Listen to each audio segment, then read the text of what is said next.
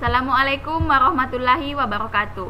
Pada video kali ini saya akan mempresentasikan mata kuliah pengantar ilmu komputer topik 8 yaitu e-commerce dan bisnis.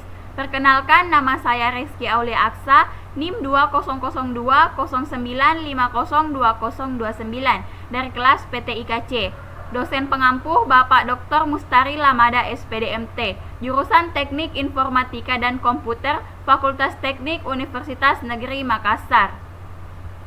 Adapun pokok pembahasan yang akan dibahas pada video kali ini yaitu 1. E-commerce, 2. E-bisnis, 3. Dampak positif dan negatif, dan 4. Perbedaan e-commerce dan e-bisnis. 1. E-commerce. Sejarah e-commerce. Istilah perdagangan elektronik telah berubah sejalan dengan waktu. Awalnya, perdagangan elektronik berarti pemanfaatan transaksi komersial, kemudian berkembang menjadi suatu aktivitas yang mempunyai istilah yang lebih tepat, atau perdagangan web. Pada awalnya, ketika web mulai terkenal di masyarakat pada 1994, banyak jurnalis memperkirakan bahwa e-commerce akan menjadi sebuah sektor ekonomi baru. Namun, baru sekitar 4 tahun kemudian protokol aman seperti HTTPS memasuki tahap matang dan banyak digunakan antara 1998 dan 2000. Dan banyak bisnis di Amerika Serikat dan Eropa mengembangkan situs web perdagangan ini. Dan kemudian definisi e-commerce.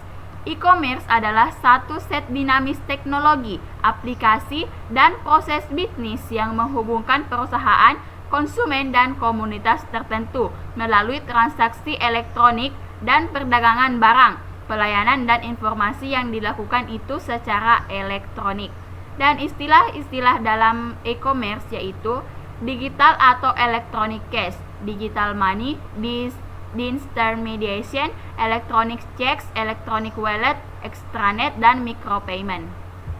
Dan ruang lingkup e-commerce. 1. Teknologi.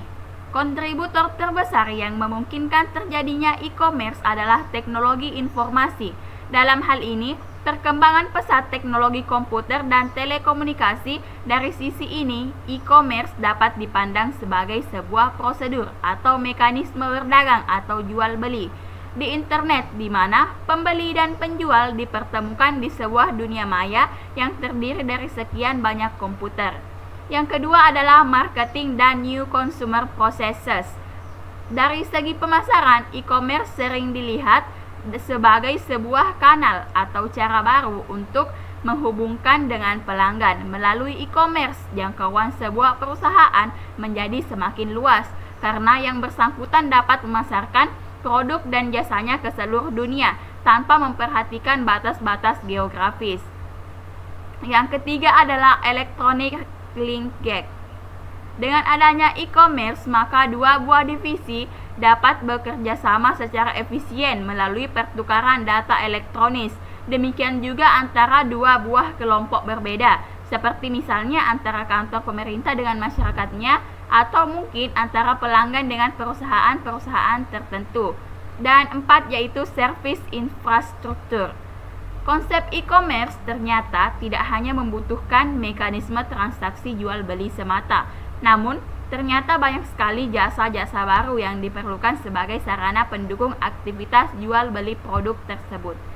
Yang keempat adalah legal, privasi, dan public policy.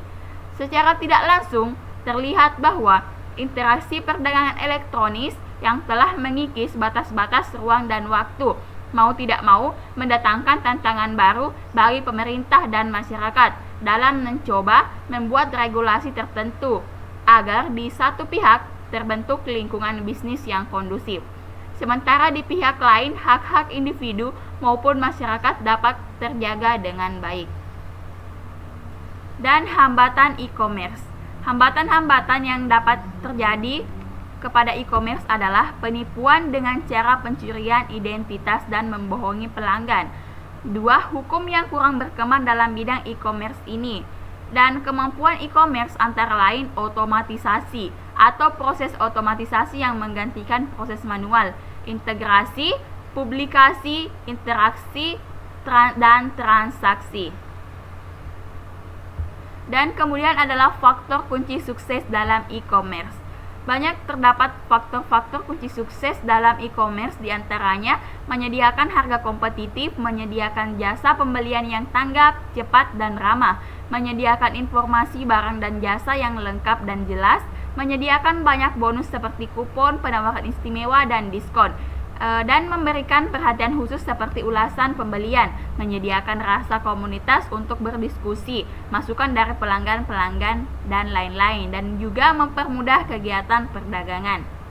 Dan aplikasi-aplikasi e-commerce antara lain email dan messaging, content management system, dokumen, spreadsheet, database, akunting dan sistem keuangan, informasi pengiriman dan pemesanan, pelaporan informasi dari klien dan enterprise, dan sistem pembayaran domestik dan internasional, newsgroup, online shopping, conferencing, dan online banking. Kedua adalah e-business. Definisi e-business. E-business adalah kegiatan bisnis yang dilakukan secara otomatis dan semi-otomatis dengan menggunakan sistem informasi komputer. Adapun beberapa manfaat e-bisnis antara lain, pasar global internet tidak mengenal batas baik budaya maupun wilayah, dan semakin banyak orang menggunakan internet untuk mendapatkan informasi atau belanja online. Dan mobilitas selama Anda memiliki koneksi internet, Anda dapat mengoperasikan bisnis Anda dari manapun. Dengan kata lain bahwa e-bisnis ini fleksibel dan modalnya kecil tetapi bukan tanpa modal, dan daya ungkit teknologi dalam MLM atau network marketing, dan minim biaya rutin atau tidak banyak biaya yang harus Anda keluarkan untuk biaya bisnis online. Dan dalam kewirausahaan Anda merupakan seorang bos dan semua keputusan ada di tangan Anda. Aplikasi e-bisnis. Contohnya adalah aplikasi keuangan, pemasaran, sumber daya manusia, aplikasi pengadaan, manufaktur, dan lain sebagainya. Ketika perusahaan hendak mengintegrasikan berbagai aplikasi ini untuk mengimplementasikan konsep e-bisnis, yang biasa dilakukan oleh manajemen adalah menghubungkan satu aplikasi dengan lainnya sesuai dengan urutan-urutan proses. Dan kemudian adalah arsitektur e-bisnis. Arsitektur e-bisnis adalah gambaran terpusat bentuk baru dalam fungsi proses paralel dalam membangun arsitektur e-bisnis dan membagi pada fungsi proses persilangan yang terintegrasi untuk kebutuhan banyak perusahaan. Ada beberapa bentuk e-bisnis menuju market leadership.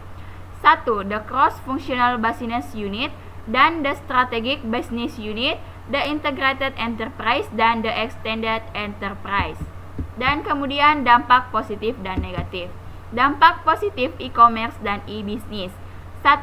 Revenue stream atau aliran pendapatan baru yang mungkin lebih menjanjikan, yang tidak bisa ditemui dalam sistem transaksi tradisional. 2.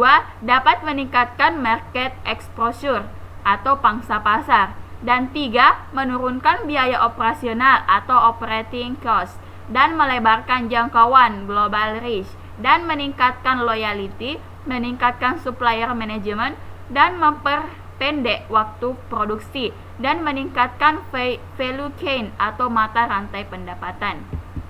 Dan dampak negatif e-commerce dan e-bisnis adalah kehilangan segi finansial secara langsung karena beberapa tindak kecurangan dan pencurian informasi rahasia yang berharga, kehilangan kesempatan bisnis karena gangguan pelayanan, penggunaan akses ke sumber oleh pihak yang tidak berhak, dan kehilangan kepercayaan diri para konsumen dan beberapa kerugian-kerugian yang tidak terduga.